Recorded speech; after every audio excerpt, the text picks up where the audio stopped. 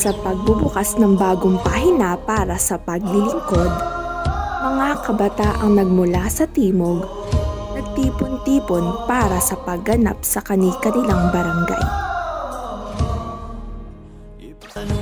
Binuo ng iba't ibang istruktura ang tatlong barangay at nagkalap ng mga datos at impormasyon na kinakailangan.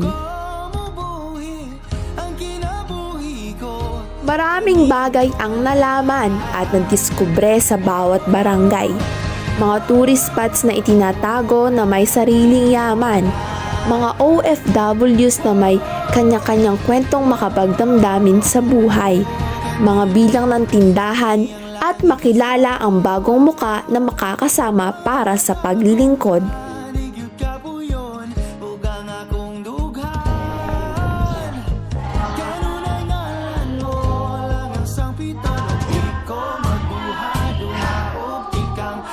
Tay, magandang gabi po. Ano po munang pangalan nyo?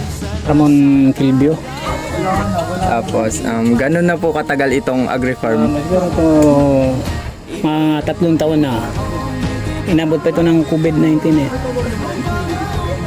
Ano po, gano'n po kadami ang bumibisita dito sa agri-farm? Depende, pag may halimbawa birthday, minsan maabot ng 30 katao, gano'n. Pero ngayon, sa ngayon ay bihira. Ibig sabihin, kanina mayroon na 5 tao. So, araw-araw po, meron pong pumupunta dito? Wala naman, gano. Minsan zero, ganyan. Dahil gawa dun sa Siyokoy. Ako. Ang dahali ng Siyokoy. Balita nga po. Natatakot yung mga naliligo.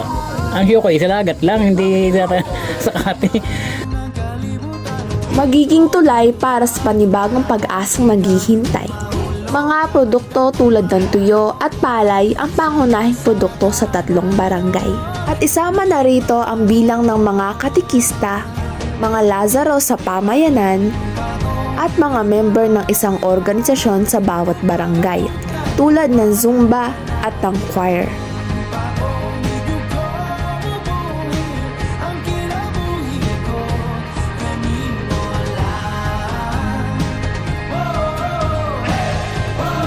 Saan ang mga sweet counting ng 2? Hindi. Ako muna. 2, 4, 6, 8, 10, 12, 14, 16, 18, 20. Ipanumpakong di kabiyan.